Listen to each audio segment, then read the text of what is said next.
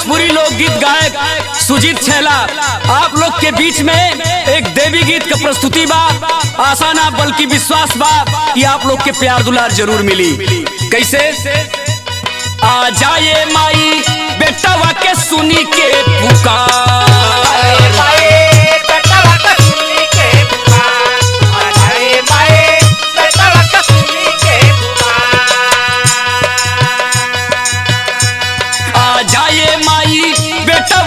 सुनी के पुकार,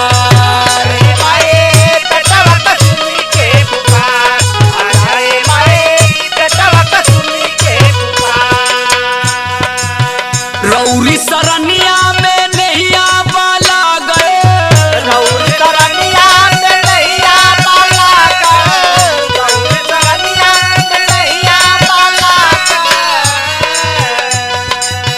रौरी सरनिया में नैया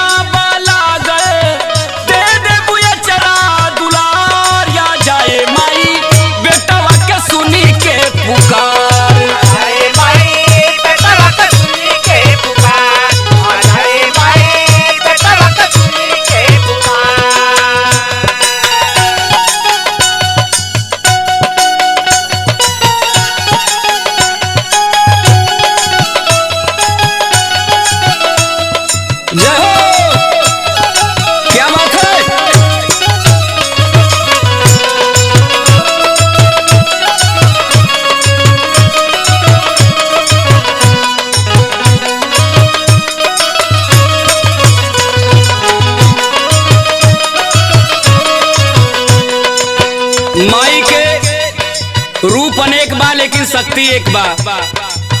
रूपवा अनेक बाटे माई महरनिया, कहीं पे दुर्गा कहीं शारदा भवनिया,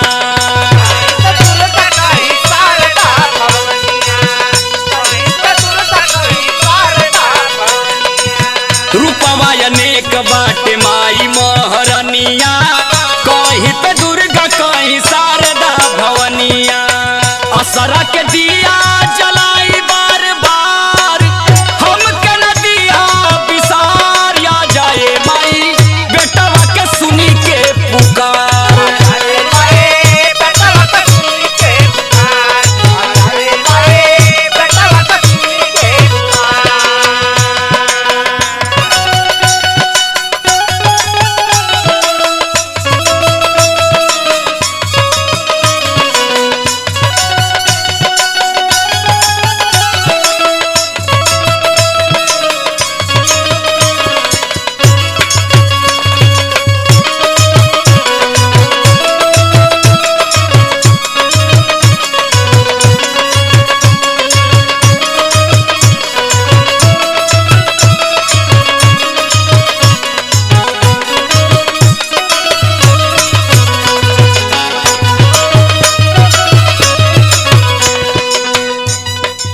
मैया दुलारी नवरात्रे में आवेली, भगता सेवा कवा के दर्शन देखावेली,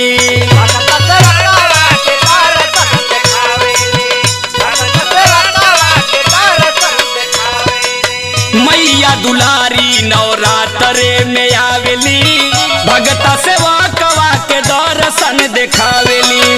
जब जब भैली धर्मवा के हानि,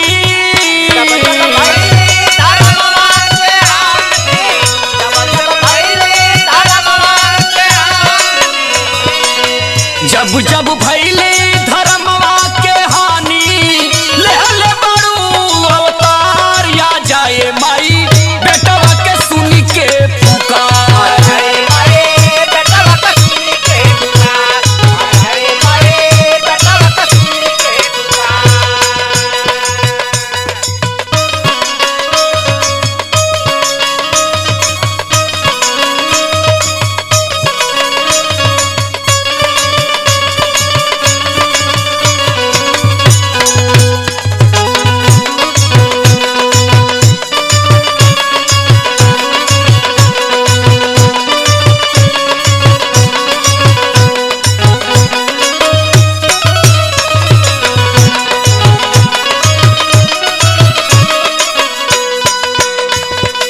माई सबकर पुकार सुन के आवेली।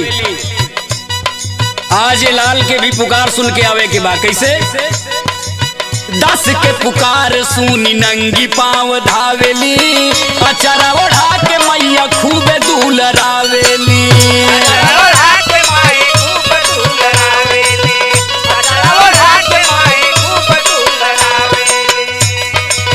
10 के पुकार सुनी नंगी पाँव धावेली अचरा ओढ़ा